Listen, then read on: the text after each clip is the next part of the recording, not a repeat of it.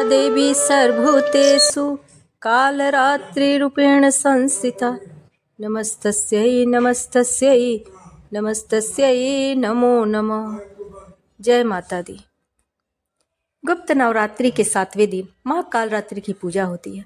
माँ कालरात्रि को संकट हरणी भी कहा जाता है। माँ का स्वरूप उग्र है, ऐसा जो दैत्यों का विनाश करने के लिए हुआ था। गुप्त नवरात्र के 7वें दिन को महासप्तमी भी कहा जाता है। इस दिन माँ दुर्गा के देवी कालरात्रि रूप की पूजा होती है।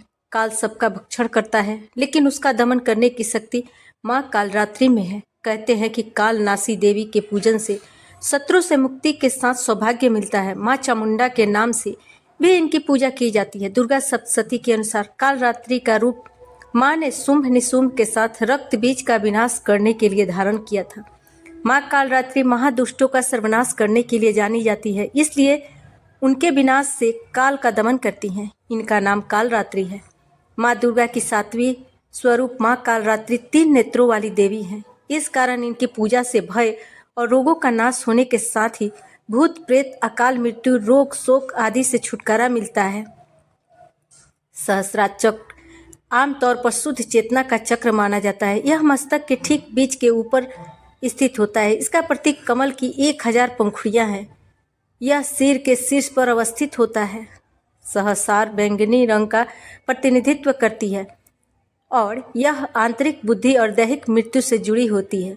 माँ कालरात्रि की सवारी गर्दभ है और हाथ में खड्ग, वज्र और अन्य शास्त्र धारण किए हुए है। माँ कालरात्रि को नील कमल का पुष्प अति प्रिय है और इनकी पूजा में नील कमल के पुष्प का अर्चन करने से विशेष लाभ की प्राप्ति होती है।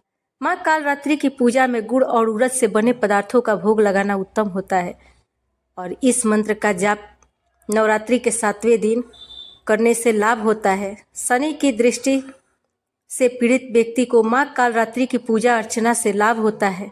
या देवी सर्वभूतेषु कालरात्रि रूपेण संस्थिता नमस्तस्यै नमस्तस्यै नमस्तस्यै नमो नमः। आइए अब जानते हैं माँ धूमावती की उत्पत्ति कैसे हुई। पौराणिक कथाओं के अनुसार जब माता सती ने अपने पति भगवान शिव के अपमान होने के कारण अपने पिता राजा प्रजापति द्वारा आयोजित हवन कुंड में अपनी इच्छा अपने आप को जलाकर भस्म कर दिया था। माना जाता है कि तब उनके शरीर से जो धुआं निकला था, उसी धुएं से माँ धूमावती प्रकट हुई थी। अर्थात माँ धूमावती धुएं के स्वरूप में माता सती का भौतिक रूप है। माँ धूमावती को दुख दूर करने वाली देवी भी माना जाता है। पद्म पुराण के अनुसार यह भी बताया गया है कि दुर्भाग्य की देवी धूमावती माँ लक्ष्मी की बड़ी बहन है, परंतु इनका स्वरूप माँ लक्ष्मी से बिल्कुल उल्टा है। शास्त्रों के अनुसार माँ धूमावती पीपल के पेड़ में निवास करती हैं। मान्यताओं के अनुसार धूमावती को दरिद्रा, अलक्ष्मी और ज्येष्ठा के नाम से भी जाना जाता है। पौराणिक मान्यताओं के अनुसार पाप, आलस्य, गरीबी, दुख और क्रूरता पर माँ धूमावती का आधिपत्य है। अब आइए जानते हैं माँ धूमावती की पूजा विधि कैसे करते हैं। माँ धूमावती की गुप्त नवरात्रि में पूजा करना अत्यंत लाभकारी माना जाता है। यह भी तंत्र साधना में विश्वास रखने वालों के लिए बहुत महत्वपूर्ण मानी गई है।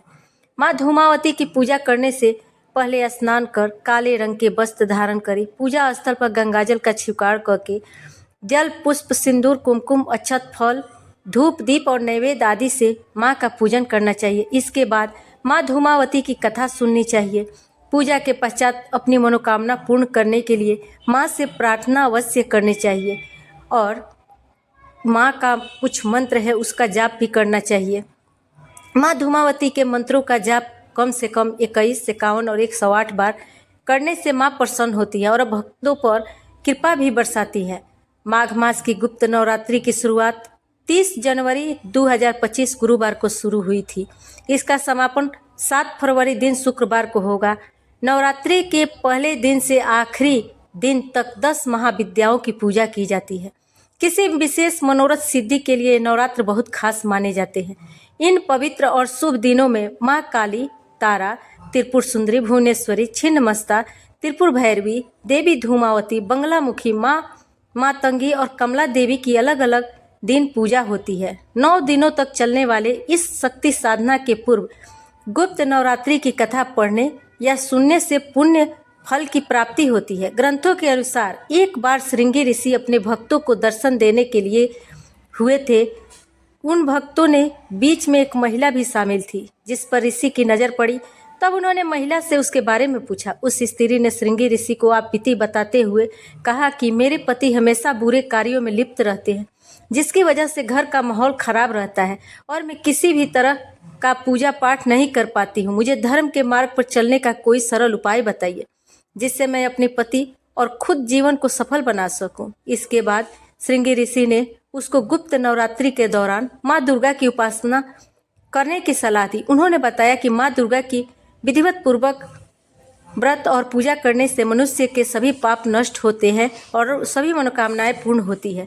इसके बाद उस स्त्री ने सच्चे मन से माँ दुर्गा की उपासना की। कुछ समय बाद माँ दुर्गा के आशीर्वाद से उसका पति धर्म के मार्ग पर चलने लगा और एक अच्छा इंसान बन गया। इससे संबंधित एक और दूसरी कथा भी सुनते हैं। धार्मिक कथा के अनुसार एक बार राज्य में बारिश न होने की वजह से भयंकर सूखा पड़ी। कुछ समय बाद राज्य की प्रजा के पास खाने के लिए अनाज तक नहीं था। जब राज्य की प्रजा भूख से व्याकुल होने लगी तो राजा अपनी प्रजा को इस हाल में देखकर बहुत दुखी हुए। राजा ने भूखी जनता को देखते हुए राज्य के सभी विद्वानों को दरबार में बुलाकर इस भीषण परेशानी का समाधान पूछा। मान्यता है कि विद्वानों ने गुप्त नवरात्रि पर माँ दुर्गा की पूजा करने का उपाय बताया। राजा ने विद्वानों की सलाह के अनुसार राज्य में माँ दुर्गा की पूजा की घोषणा करा दी। माघ गुप्त नवरात्रि में कर ले यह काम। साल में 2 बार गुप्त नवरात्र मनाया जाता है। गुप्त नवरात्र माँ दुर्गा को समर्पित पर्व है। इस दौरान लोग 10 महाविद्याओं की उपासना करते हैं। साथ ही जीवन में सुख समृद्धि में वृद्धि के लिए व्रत भी किया जाता है। मान्यता है कि व्रत करने से घर में खुशियों का आगमन होता है और वैवाहिक जीवन की समस्या दूर होती है। माना जाता है कि इस दौरान कुछ उपाय करने से घर परिवार में सुख समृद्धि का वास होता है। तो आइए गुप्त नवरात्र के दौरान किए गए कुछ उपायों के बारे में जानते हैं। घर में सकारात्मक बने रहने के लिए करें यह उपाय। गुप्त नवरात्र के दौरान घर में या कलश के पास एक अखंड ज्योति जलानी चाहिए। इसके अलावा रोजाना पूजा के वक्त भक्त माँ दुर्गा को फल चढ़ा सकते हैं। पूजन होने के बाद कन्या को प्रसाद बांटे। ऐसा माना जाता है कि इस उपाय को करने से घर में पॉजिटिव एनर्जी बरकरार रहती है। वही धार्मिक मत है कि गुप्त नवरात्रि का व्रत करने से घर में खुशियों का आगमन भी होता है। इसके अलावा जीवन की सभी समस्याएं भी दूर होती है। व्रत के साथ साथ यह उपाय करने से माँ दुर्गा भक्तों पर अति प्रसन्न होती है और उनकी कृपा दृष्टि से भक्तों पर हमेशा बने रहती है। वैवाहिक जीवन में परेशानियां आ रही है तो उसके लिए करें यह उपाय। वैवाहिक जीवन में खुशहाली हेतु माँ गुप्त नवरात्रि का समय काफ़ी विशेष माना जाता है। वैवाहिक जीवन की परेशानियों को दूर करने हेतु गुप्त नवरात्र में माँ दुर्गा को 16 श्रृंगार का सामान अर्पित करना शुभ फलदायी होता है।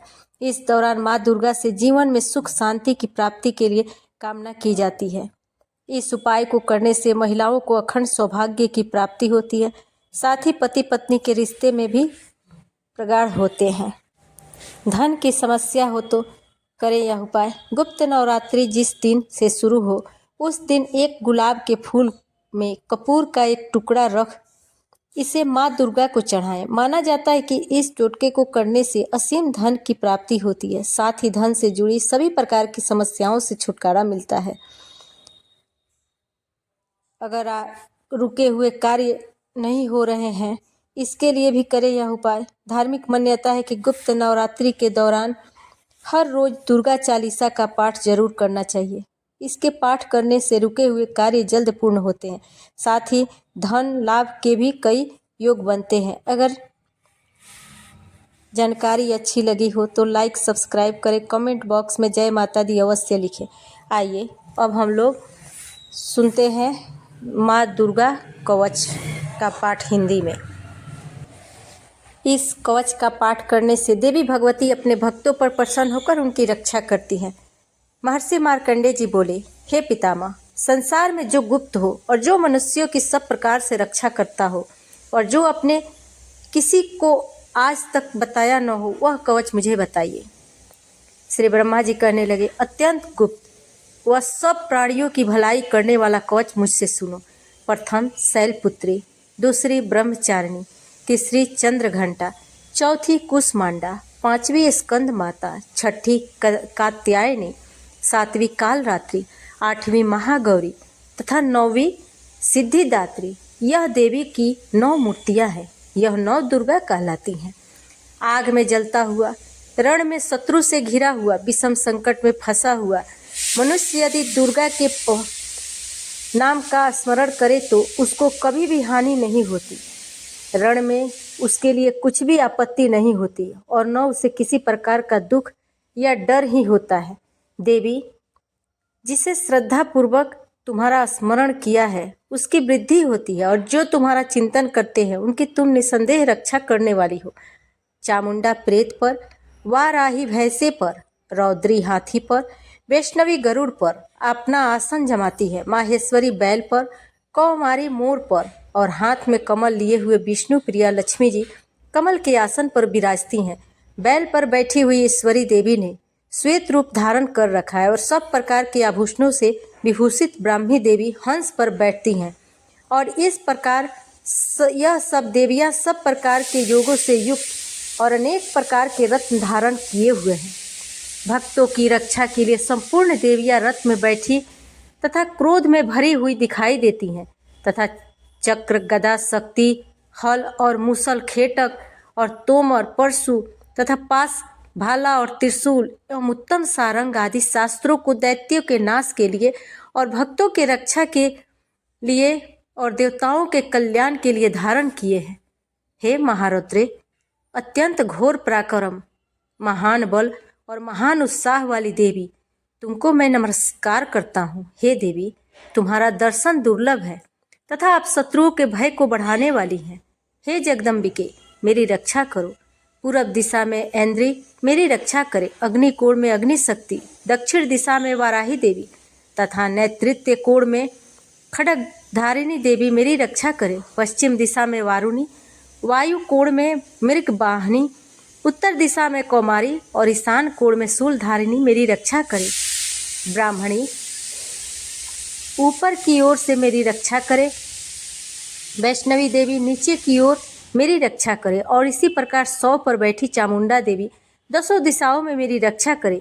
जया देवी आगे, विजया पीछे की ओर, अजिता बाई ओर, अपराजिता दाहिनी ओर मेरी रक्षा करे। उद्धोतिनी देवी शिखा की रक्षा करे और उमा मेरे मस्तक पर विराजमान होकर मेरी रक्षा करे। इसी प्रकार ललाट में मालाधारी देवी रक्षा करे और यशस्विनी देवी मेरी भौहों का संरक्षण करे। भौहों के मध्य भाग में त्रिनेत्रा नथुनों की यम घंटा देवी रक्षा करे। नेत्रों के मध्य में शंखनी देवी और द्वारवासिनी देवी कानों की रक्षा करे। कपोलों की कालिका देवी और कानों के मूल भाग की भगवती सांकरी रक्षा करे। सुगंधा नासिका में और चर्चिका ऊपर के होठ में, अमृत कला नीचे के होठ की, सरस्वती देवी जीभ की रक्षा करे। कौमारी देवी दांतों की और चंडिका कंठ प्रदेश की रक्षा करे। चित्र घंटा गले की घाटी की और महामाया तालु की रक्षा करे। कामाक्षी देवी ठोड़ी की और सर्वमंगला मेरी बाणी की रक्षा करे। भद्रकाली गर्दन की और धनुर्धरी पीठ के मेरुदंड की रक्षा करे। कंठ के बाहरी भाग को नीलग्रीवा और कंठ की नली की नील कुबरी रक्षा करे। दोनों कंधों की खड्गनी और वज्रधारिणी मेरे दोनों भौहों की रक्षा करे। दोनों हाथों की दंडनी और उंगलियों की रक्षा अंबिका देवी करे। शूलेश्वरी देवी संपूर्ण नखों की, कुलेश्वरी देवी मेरी कुच्ची की रक्षा करे। महादेवी दोनों स्तनों की और शोक विनाशिनी देवी मन की रक्षा करे। ललिता देवी हृदय की और शूल धारिणी उदर की रक्षा करे। कामिनी देवी नाभि की, गुहेश्वरी गुह भाग की, पूतना और कामिका लिंग की और महिष वाहिनी गुदा की रक्षा करे। संपूर्ण कामनाओं को पूर्ण करने वाली महाबला देवी दोनों जंघाओं की रक्षा करे। विंध्यवासिनी दोनों घुटनों की और तेजसी देवी दोनों पांवों के पृष्ठ भाग की, श्रीधरी पांवों की उंगलियों की में, तलवासनी तलुओं की, दंष्ट्रा कराली देवी नखों की, ऊर्ध्वकेशनी केशों की, बागेश्वरी वाणी की रक्षा करे। रोमावलियों के छिद्रों की, कौबेरी और त्वचा की बागेश्वरी देवी रक्षा करे। पार्वती देवी रक्त, मज्जा, वसा, मांस, हड्डी की रक्षा करे। आंतों की कालरात्रि देवी, पीत की मुकुटेश्वरी देवी, पद्मावती कमल कोश की, चूड़ामणि कफ की रक्षा करे। ज्वालामुखी नसों के जल की रक्षा करे और भेदा देवी शरीर के सब जोड़ों की रक्षा करे। ब्राह्मणी मेरे वीर के, छत्रेश्वरी देवी छाया की तथा धर्मधारिणी देवी मेरे अहंकार, मन और बुद्धि की रक्षा करे। प्राण, अपान, व्यान, उदान और समान की वज्रहस्ता देवी रक्षा करे। कल्याण शोभना मेरे प्राण की रक्षा करे। रस, रूप, गंध, शब्द और स्पर्श इन विषयों का अनुभव करते समय योगिनी देवी मेरी रक्षा करे तथा सत्वगुण, रजोगुण और तमोगुण की रक्षा नारायणी देवी करे। आयु की रक्षा वाराही देवी करे। वैष्णवी धर्म की तथा चक्रिणी देवी मेरे यश, कीर्ति, लक्ष्मी, धन, विद्या की रक्षा करे। इंद्राणी मेरे शरीर की रक्षा करे और हे चंडिका, आप मेरे पशुओं की रक्षा करिए। महालक्ष्मी मेरे पुत्रों की रक्षा करे और भैरवी मेरी पत्नी की रक्षा करे। राजा के दरबार में महालक्ष्मी तथा सब ओर व्याप्त रहने वाली विजया देवी चारों ओर से मेरी रक्षा करे। जो स्थान रक्षा से रहित हो और कवच में रह गया हो, उसकी पापों का नाश करने वाली जयंती देवी रक्षा करे। अपना शुभ चाहने वाले मनुष्य को बिना कवच के एक पल भी कहीं नहीं जाना चाहिए, क्योंकि कवच रखने वाला मनुष्य जहाँ जहाँ भी जाता है वहाँ वहाँ उसे अवश्य धन लाभ होता है तथा विजय प्राप्त होता है। वह जिस अभीष्ट वस्तु की इच्छा करता है वह उसको इस कवच के प्रभाव से अवश्य मिलती है और वह इसी संसार में महाऐश्वर्य को प्राप्त होता है। कवचधारी मनुष्य निर्भय होता है और वह तीनों लोकों में माननीय होता है। देवी का यह कवच देवताओं के लिए भी दुर्लभ है। जो प्रतिदिन नियम पूर्वक तीनों संध्याओं के समय श्रद्धा के साथ इसका पाठ करता है, उसे देव शक्ति प्राप्त होती है। वह तीनों लोगों को जीत सकता है तथा अकाल मृत्यु से रहित होकर 100 वर्ष तक जीवित रहता है। उसकी लूता, चर्म रोग, विस्फोटक आदि समस्त व्याधियां समूल नष्ट हो जाते हैं और स्थावर, जंगम तथा कृत्रिम विष दूर होकर उनका कोई असर नहीं होता है तथा समस्त अभिचारक प्रयोग और इस तरह के जितने यंत्र मंत्र इत्यादि होते हैं इस कवच के हृदय में धारण करने पर नष्ट हो जाते हैं। इसके अतिरिक्त पृथ्वी पर विचरने वाले भूचर, नभचर, जलचर प्राणी उपदेश मात्र से सिद्ध होने वाले निम्न कोटि के देवता, अपने जन्म के साथ प्रकट होने वाले देवता, कुल देवता, माला आदि, डाकिनी, शाकिनी, अंतरिक्ष में विचरने वाली अत्यंत बलवती भयानक डाकिनियाँ, ग्रह, भूत, पिशाच, यक्ष, गंधर्व, राक्षस, ब्रह्म राक्षस, बैताल, कुष्मांड और भैरव आदि अनिष्ट कारक देवता भी उस मनुष्य को जिसने कि अपने हृदय में यह कवच धारण किया है देखते ही भाग जाते हैं। इस कवच के धारण करने से मन और तेज बढ़ता है। जो मनुष्य इस कवच का पाठ करके उसके पश्चात सप्तशती चंडी का पाठ करता है उसका यश जगत में विख्यात होता है और जब तक वन, पर्वत, कानन आदि इस भूमंडल पर है तब तक यहाँ पुत्र, पौत्र आदि संतान परंपरा बनी रहती है। फिर देहांत होने पर ऐसा मनुष्य परम पद को प्राप्त होता है जो देवताओं के लिए भी दुर्लभ है और अंत में सुंदर रूप को धारण करके भगवान शंकर के साथ आनंद करता हुआ परम मोक्ष को प्राप्त होता है। दुर्गा कवच समाप्त होता है।